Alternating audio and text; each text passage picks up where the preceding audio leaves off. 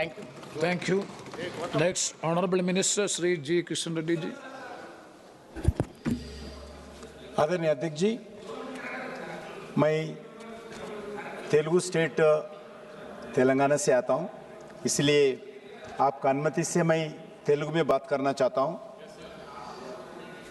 మనకందరికీ తెలుసు, సుదీర్ఘమైనటువంటి పోరాటం తర్వాత తెలంగాణ రాష్ట్రము విడిపోవడం జరిగింది. ఆ రోజు కాంగ్రెస్ పార్టీ 1969లో మరి 369 మంది విద్యార్థులను తుపాకులతో కాల్చి చంపింది జై తెలంగాణ అన్నందుకు. ఆ తర్వాత ఇటీవల జరిగినటువంటి చివరి దశ పోరాటంలో కూడా 1200 మంది తెలంగాణ ప్రజలు ఆత్మ బలిదానంతో తెలంగాణ వచ్చింది. చివరకు తెలంగాణకు సంబంధించినటువంటి 4 కోట్ల మంది ప్రజలు కాంగ్రెస్ పార్టీ ప్రభుత్వం మెడలు వంచి తెలంగాణ తెచ్చుకున్నారు.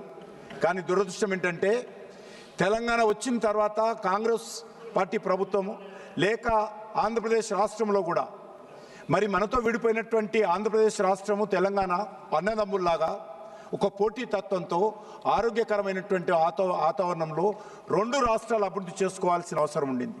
కానీ దురదృష్టం ఏంటంటే ఈ రోజు వరకు కూడా అమరావతి రాష్ట్ర రాజధాని అని చెప్పుకునేటువంటి పరిస్థితి లేకుండా ఈరోజు అక్కడ ఉన్నటువంటి పరిస్థితి రావడము, ఆంధ్రప్రదేశ్ ప్రజలు మా రాష్ట్రం ఆంధ్రప్రదేశ్ మాకు స్టేట్ క్యాపిటల్ లేదు అని చెప్పుకునేటువంటి పరిస్థితి రావడము చాలా దురదృష్టకరం అని చెప్పి ఈ సందర్భంగా మనవిస్తున్నాను. అంతేకాకుండా అధ్యక్ష, ఈరోజు బిల్లు మాట్లాడుతూ కొంతమంది కాంగ్రెస్ పార్టీ సంబంధించినటువంటి సభ్యులు మాకు ఎయిర్పోర్టు లేదని చెప్తా ఉన్నారు. ఎవరి పాపం అని అడుగుతా ఉన్నాను. ఆంధ్రప్రదేశ్లో 8 ఎయిర్పోర్ట్లు ఉన్నాయంటే ఆ రోజు కాంగ్రెస్ పార్టీ ఏర్పాటు చేసింది. మరి ఈరోజు తెలంగాణలో ఒకే ఒక ఎయిర్పోర్టు ఉన్నదంటే మరి ఎవరు పొరపాటు అడుగుతా ఉన్నాను. భోగాపురంలో ఇటీవల మోడీ గారు వచ్చిన తర్వాత మరి అద్భుతమైనటువంటి ఎయిర్పోర్ట్ వచ్చింది. విశాఖపట్నంలో ఎయిర్పోర్ట్ గతంలో ఉంది, రాజమండ్రిలో ఉండింది, తిరుపతిలో ఉన్నది, అదేవిధంగా మరి పుట్టపర్తిలో ఉంది, కడపలో ఉంది, కర్నూలులో ఉంది. మరి కనీసము మరి తెలంగాణలో కొత్తగూడెంలో, అదేవిధంగా ఆదిలాబాద్లో కావాలి, వరంగల్లో కావాలంటే 10 సంవత్సరాలు బీఆర్ఎస్ పార్టీ అధికారంలో ఉండి ల్యాండ్ ఇవ్వలేదు వరంగల్ ఎయిర్పోర్టుకు. ఈరోజు మళ్ళీ కాంగ్రెస్ పార్టీ గతంలో కూడా వరంగల్ ఎయిర్పోర్టు విషయంలో కానీ, గతంలో ఆదిలాబాద్ విషయంలో కానీ, కొత్తగూడెం విషయంలో కానీ నిర్లక్ష్యం చేసింది. కాంగ్రెస్ పార్టీ అధికారం ఉన్నన్ని రోజులు తెలంగాణలో రైల్వేల అభివృద్ధి జరగలేదు, రైల్వేలు వెనుకబడిపోయినాయి, జాతీయ రహదారులు అభివృద్ధి జరగలేదు, అనేక రకాలుగా తెలంగాణ వెనుకబడింది. కాబట్టే తెలంగాణ ఉద్యమం వచ్చింది. ఈరోజు నేను మనవి చేస్తా ఉన్నాను ఖచ్చితంగా ఈరోజు ఈ యొక్క ఆంధ్రప్రదేశ్ రాష్ట్రానికి అమరావతి రాష్ట్ర రాజధాని కావాలని గత అనేక రోజులుగా భారతీయ జనతా పార్టీ డిమాండ్ చేస్తూ ఉంది. ఈరోజు దానికి ఒక సానుకూలమైనటువంటి పరిస్థితి రావడం ఏదవుతుందో చాలా సంతోషమని మనం చేస్తున్నాను. అంతేకాకుండా అన్నదమ్ముల్లాగా ఈ 2 రాష్ట్రాలు అభివృద్ధి చేసుకోవాల్సిన అవసరం ఉంది, వేగవంతమైనటువంటి అభివృద్ధి జరగాల్సిన అవసరం ఉంది. దానికోసమే ఈరోజు తెలంగాణ వచ్చిన తర్వాత కూడా అధ్యక్ష ఆంధ్రప్రదేశ్ లో కూడా ట్రైబల్ యూనివర్సిటీ రావడం జరిగింది. నరేంద్ర మోడీ గారు ప్రధానమంత్రి అయిన తర్వాత ట్రైబల్ యూనివర్సిటీ ఆంధ్రప్రదేశ్కి వచ్చింది. అంతేకాకుండా ఈరోజు ఆంధ్రప్రదేశ్లో అనేక రకాల అభివృద్ధి కార్యక్రమాలు జరుగుతూ ఉన్నాయి. కేంద్ర ప్రభుత్వము పూర్తి స్థాయిలో మోడీ గారి నాయకత్వంలో ఆంధ్రప్రదేశ్ ప్రజలకు అండగా నిలబడింది. అదేవిధంగా తెలంగాణ రాష్ట్రాన్ని కూడా గత అనేక రోజులుగా వరంగల్ ఎయిర్పోర్ట్ కావాలని నేను గతంలో ఉత్తరం రాస్తే అప్పుడున్నటువంటి టీఆర్ఎస్ పార్టీ ఈ యొక్క వరంగల్ ఎయిర్పోర్ట్కి అనుమతి ఇవ్వలేదు. రైల్వేలు పూర్తిగా తెలంగాణ ప్రజలకు పూర్తిగా నష్టం చేసింది గతంలో ఉన్నటువంటి కాంగ్రెస్ పార్టీ ప్రభుత్వం. ఈరోజు నరేంద్ర మోడీ గారు వచ్చిన తర్వాత 42 రైల్వే స్టేషన్లు ఏకకాలంలో పునరభివృద్ధి చేస్తున్నటువంటి ఘనత తెలంగాణలో నరేంద్ర మోడీ గారి ప్రభుత్వానికి దక్కుతుంది. గతంలో ఉన్నటువంటి 2500 కిలోమీటర్ల జాతీయ రహదారి ఉంటే ఈ యొక్క నరేంద్ర మోడీ గారి ప్రభుత్వము గత 11 సంవత్సరాలలో అదనంగా 3000 కిలోమీటర్ల జాతీయ రహదారులు సుమారు 1,30,000 కోట్ల రూపాయల ఖర్చు పెట్టి ఈరోజు తెలంగాణలో జాతీయ రహదారుల అభివృద్ధి జరుగుతూ ఉంది. కాబట్టి మనం చేస్తా ఉన్నాను, తెలంగాణలో అటు కాంగ్రెస్ పార్టీ ఇటు ఆంధ్ర రాష్ట్రంలో కాంగ్రెస్ పార్టీ నిర్లక్ష్యం చేసింది కాబట్టి ఈరోజు ఈ రెండు రాష్ట్రాలలో కూడా నరేంద్ర మోడీ గారు వచ్చిన తర్వాత అభివృద్ధి జరుగుతూ ఉంది. నేను తెలంగాణ ప్రజల తరఫున ఆంధ్ర రాష్ట్రానికి సంబంధించినటువంటి అమరావతి ఏర్పాటుకు మనస్ఫూర్తిగా మద్దతు ఇస్తా ఉన్నాము. ఖచ్చితంగా అమరావతి కూడా అభివృద్ధి జరగాలి, క్యాపిటల్ కూడా అభివృద్ధి జరగాలి. తెలంగాణ కూడా ఈరోజు గతంలో 10 సంవత్సరాలు బీఆర్ఎస్ పార్టీ కుటుంబం దోచుకుంటే ఈరోజు ఆర్ఆర్ ట్యాక్స్ పేరుతో కాంగ్రెస్ పార్టీ తెలంగాణను దోచుకుంటుంది. దీని నుంచి ఈరోజు తెలంగాణ ప్రజలు జాగృతం కావాల్సిన అవసరం ఉంది. ఏ లక్ష్యం కోసమైతే తెలంగాణ తెచ్చుకున్నారో 4 కోట్ల మంది ప్రజలు ఆ లక్ష్యం నెరవేరడం లేదు. ఆ రకంగా తెలంగాణలో కూడా కాంగ్రెస్ పార్టీ గతంలో అలవాటులాగా తెలంగాణ దోపిడీ చేస్తూ ఉంది. ఈరోజు తెలంగాణ ఏర్పడిన తర్వాత అప్పుల రాష్ట్రంగా మార్చేశారు.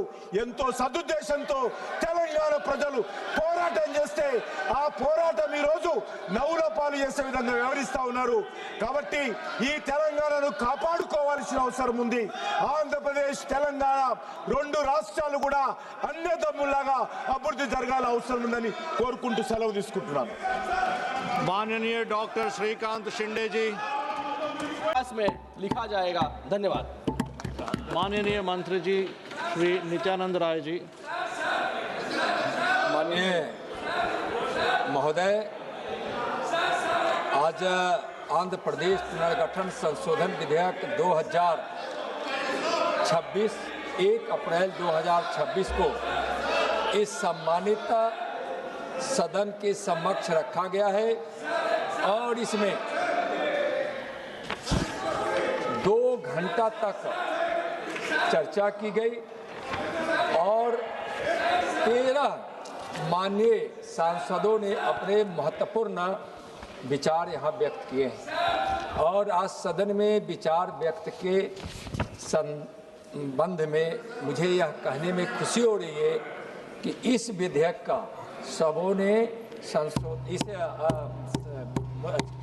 अप्रैल के सम्मानित से जो संकल्प रखा गया है, जो आंध्र प्रदेश विधानसभा से यहाँ आया है, उस पर सब लोगों ने अपनी सहमति व्यक्त की है।